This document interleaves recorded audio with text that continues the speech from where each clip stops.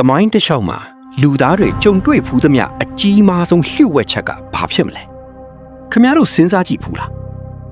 ဒါကငွေကြီးအကြောင်းမဟုတ်ဘူးနိုင်ငံရေးလည်းမဟုတ်တယ်လို့စစ်ပွဲတွေအကြောင်းလည်းမဟုတ်ပါဘူးဒါဟာအဲ့ဒီအရာတွေထက်အစားပေါင်းများစွာပိုကြီးမားတဲ့အရာတစ်ခုနဲ့ဆက်နွယ်နေပါတယ်မကြသေးခင်ကပဲ CIA အတွက်အလုပ်လုပ်ခဲ့တဲ့ Quantum ရူပဗေဒပညာရှင်တဦးကထိတ်လန့်စရာမှတ်တမ်းတစ်ခုကိုထုတ်ပြောလိုက်ပါတယ်အမေရိကန်အစိုးရဟာ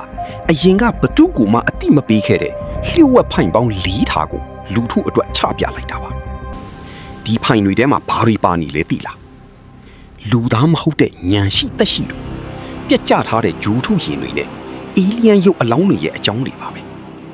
ဒါကိုအမေရိကန်ကရည်ရွယ်ချက်ရှိရှိနဲ့နှစ်ပေါင်း80ကြာအောင်ဖုံးကွယ်ထားခဲ့တာပါ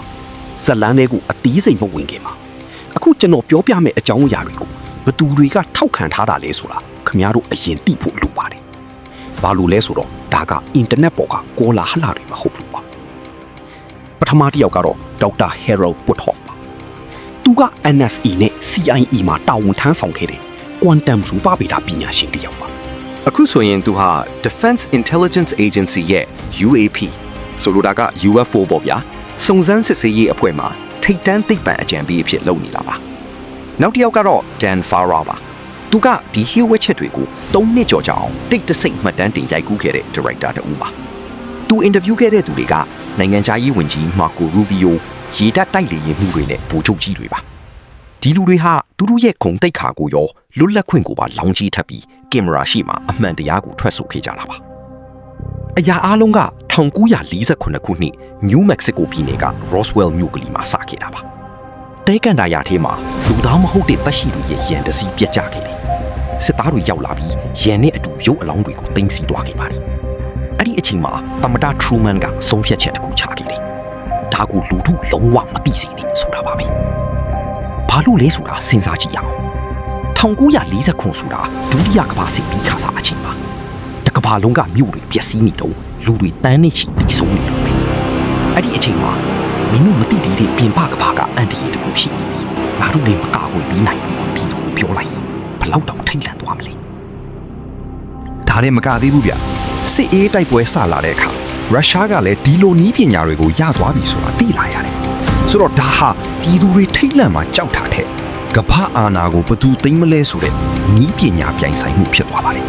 ဒါကြောင့်ပဲလျှို့ဝှက်ချက်ကပိုနဲ့ဆိုင်သွားတာပေါ့1950အစောပိုင်းမှာ CIA ကဗျူဟာတစ်ခုတုံးခဲ့ပါတယ်အဲ့ဒါကတော့ UFO အကြောင်းပြောတဲ့သူတွေကိုအယူတွေလူရောင်ကြောင်တွေလို့လူထုကထင်သွားအောင်ရုပ်ရှင်တွေသတင်းတွေနဲ့ပုံဖော်တာပါဘယ်သိပ္ပံပညာရှင်ဒါမှမဟုတ်လီရင်မောင်းမဲ့ဖြစ်ဖြစ်ဒီအကြောင်းကိုလူပုံအလယ်မှာပြောမိရင်သူတို့ရဲ့ကရိယာအလုပ်အကိုင်ကတခါတည်းတည်သွားအောင်လုပ်ခဲ့တာပါအခုကျွန်တော်တို့ပြောနေတာက legacy program လို့ခေါ်တဲ့အရာအကြောင်းပါဒါကဘလောက်ပြုတ်ဝက်လဲဆိုထိုင်နေတဲ့သမရတွေတော့အကုန်လုံးမသိကြဘူးဒီ program ဟာကွန်ကရစ်ရဲ့ကြီးကြပ်မှုလည်းမရှိဘူး White House ကလည်းမသိဘူး1940နောက်ပိုင်းကတည်းကတရားဝင်မဟုတ်တဲ့နီလန်မျိုးစုံနဲ့ငွေကြီးထောက်ပံ့မှုရနေတဲ့အမှောင်တွေကဌာနတစ်ခုလိုဖြစ်နေတာပါ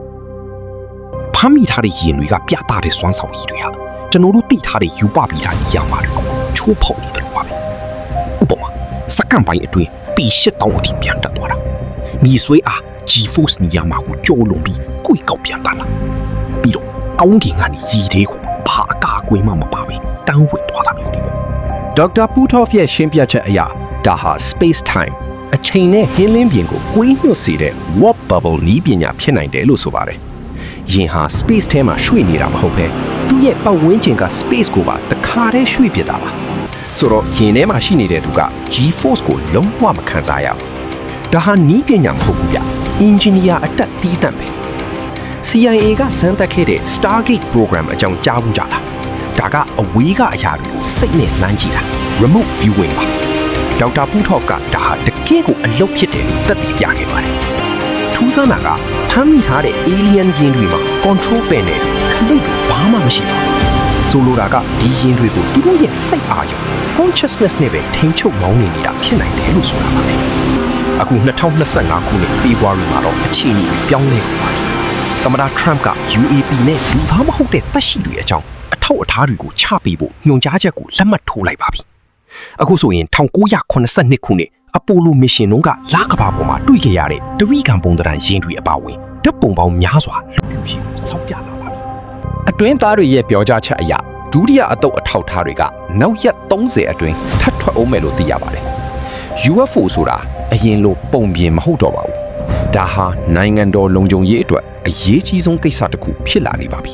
။နှစ်ပေါင်း80ကြာဖုံးကွယ်ထားခဲ့တဲ့အမှန်တရားတွေကအခုဆိုရင်လက်တကမ်းကိုရောက်နေပါပြီ။လူသားမဟုတ်တဲ့ယင်တွေဟာလောင်စာစီမလိုပဲကျေတာယာတွေကြားမှာပြန်တန်းနိုင်တဲ့နည်းပညာကိုပိုင်ဆိုင်ထားကြပါတယ်။ဒီအမှန်တရားကိုဖွင့်ချလိုက်နိုင်ရင်ကျွန်တော်တို့ကဘာကြီးမှာကြုံတွေ့နေရတဲ့စွမ်းအင်အခက်အခဲတွေတဘာဝပတ်ဝန်းကျင်ပြဿနာတွေအကုန်ပြေလည်သွားနိုင်ပါတယ်။ဒါကြောင့်ဒီကိစ္စကိုခင်ဗျားတို့ဘယ်လိုထင်ကြလဲ။အေလီယန်တွေကကျွန်တော်တို့ကိုလက်ဆောင်ပေးဖို့ရည်ရွယ်ချက်နဲ့ယင်တွေကိုထားခဲ့တာလား။ဒါမှမဟုတ်အန်ဒီရဲ့တစ်ခုလား။အောက်ကကောမန်မှာခင်ဗျားတို့ရဲ့ထင်မြင်ချက်တွေကိုရေးပေးခဲ့ပါဦး။ဒီလိုထူးဆန်းတဲ့အကြောင်းအရာတွေကိုစိတ်ဝင်စားတယ်ဆိုရင် like နဲ့ share လုပ်ဖို့မမေ့နဲ့ဘူး။နောက်ထပ် UFO ရူပဗေဒအကြောင်းအသေးစိတ်ပြောပြထားတဲ့ဗီဒီယိုကို link မှာဝင်ကြည့်လို့ရပါတယ်။အမှန်တရားကအပြင်မှာရှိနေပါတယ်။အားလုံးကိုကျေးဇူးတင်ပါတယ်